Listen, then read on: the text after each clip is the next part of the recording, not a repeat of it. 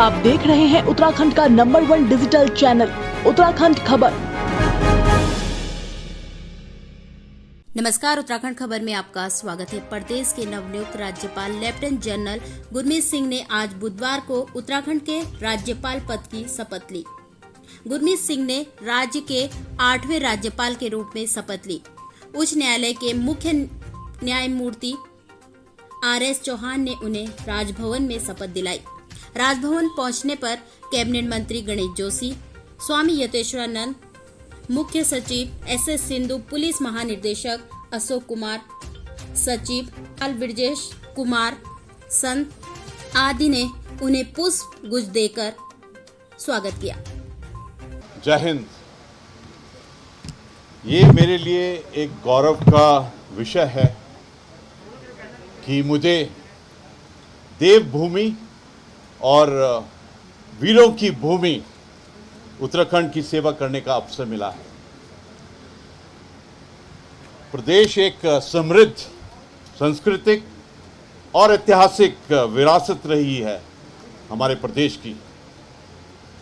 सैन्य परिवारों की बहुलता है।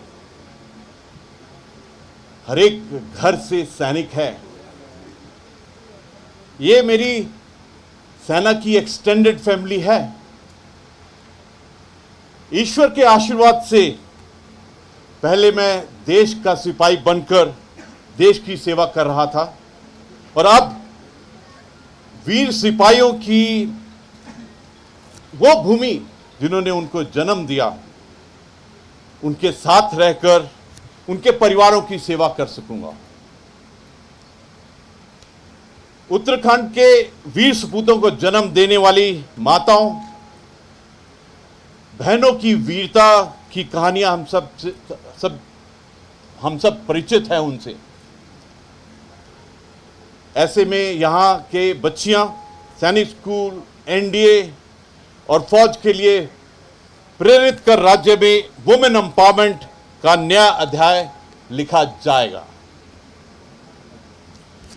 बड़ी संख्या में पूर्व सैनिकों के बुजुर्ग माता पिता और परिवार यहाँ हैं। उनका स्वास्थ्य, पेंशन संबंधी समस्याओं का निस्तारण और स्पेशली ECHS और बाकी सुविधाएं मेरी प्राथमिकता हैं। यमुनोत्री जी, गंगोत्री जी, केदारनाथ जी और बद्रीनाथ जी 4 धाम हैं। गंगा जमुना का मायका है। इसके अलावा नानक मता साहब, रीठा साहब, हेमकुंड साहब जैसे अनेक प्रसिद्ध धर्म तीर्थ स्थल हैं। यह भूमि पवित्र है। इस पवित्र भूमि की सेवा करना मेरे लिए सचमुच एक सौभाग्य है। मैं महामहिम राष्ट्रपति जी और माननीय प्रधानमंत्री जी का हार्दिक धन्यवाद करना चाहता हूं और धन्यवाद देता हूं कि उन्होंने ये अवसर मुझे दिया है। हमारा राज्य प्रकृति का खजाना है, प्रकृति की देन है। इसका सौंदर्य अलौकिक है। यहाँ पर्यटन आधारित बिजनेस, जैविक कृषि, योग, आयुर्वेद, खाद्य प्रोसेसिंग पर आधारित लघु उद्योगों को बढ़ावा देकर हमारे इलाके में, हमारे पहाड़ों के इलाके में रोजगार और एंटरप्रेन्योरशिप के अपार अवसर सृजित करने की भरपूर संभावना है। वर्तमान सरकार इस दिशा में अच्छा प्रयास कर रही है। आगे भी इसके लिए हर संभव सहयोग राज्य सरकार को हमेशा रहेगा। समय तेजी से ट्रांसफॉर्म हो रहा है। यह टेक्नोलॉजी का युग और ज़माना है। राज्य की 2 अंतर्राष्ट्रीय सीमाओं से लगा हुआ है, इसलिए कनेक्टिविटी, पुल, टनल, सड़कों का जो संपर्क है ये भी बहुत महत्वपूर्ण है। समय के अनुसार विकास और तरक्की की नई इबारत लिखनी है हमको।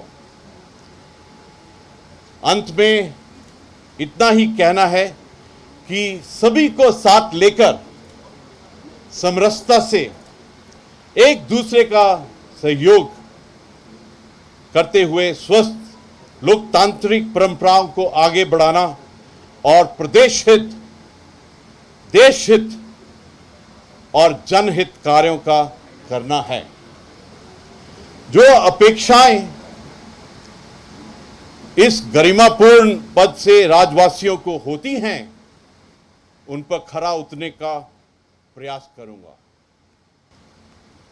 इस भूमि के पहाड़ों, नदी, नालों, फ्लोरा फौना और इस भूमि के कण कण और प्रकृति को मेरा प्रणाम। सब सुन रहे हैं वो? यह धरती, हमारा प्रदेश सैनिकों, संतों और विद्वानों की है। गुरु गोविंद सिंह जी ने, अगर उनको आप बहुत अध्ययन करें तो पता चलता है कि यही उनके 3 रूप थे: सोल्जर, सेंट और स्कॉलर। हमारे प्रदेश के वीर सपूतों के साहस, शौर्य और पराक्रम आज भारत के उन वीर जवानों की याद आती है, उन योद्धाओं की याद आती है। हमारे भारत के प्रथम परमवीर चक्र विजेता मेजर सोमनाथ शर्मा जी की याद आती है। मैं तो कश्मीर में था, वहां पर जिस स्थल पर उन्होंने अपने प्राणों की आहुति दी थी, वहां पर भी गया हूं और नमन किया है।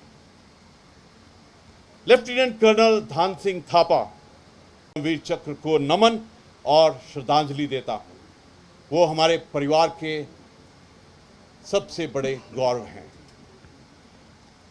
हमारे सैनिक परिवार ने राष्ट्रीय सुरक्षा में जो योगदान दिया है और जिस प्रकार उनको सम्मानित किया गया है, जिसमें 23 महावीर चक्र, 147 वीर चक्र, 6 अशोक चक्र, 19 कीर्ति चक्र, इन सब विजेताओं और इनके अन्य भी जो विजेता हैं, उन सबको मैं नमन करता हूं।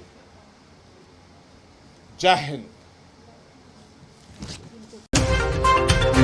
उत्तराखंड खबर के लिए कैमरामैन प्रदीप भंडारी के साथ किशोर रावत की रिपोर्ट।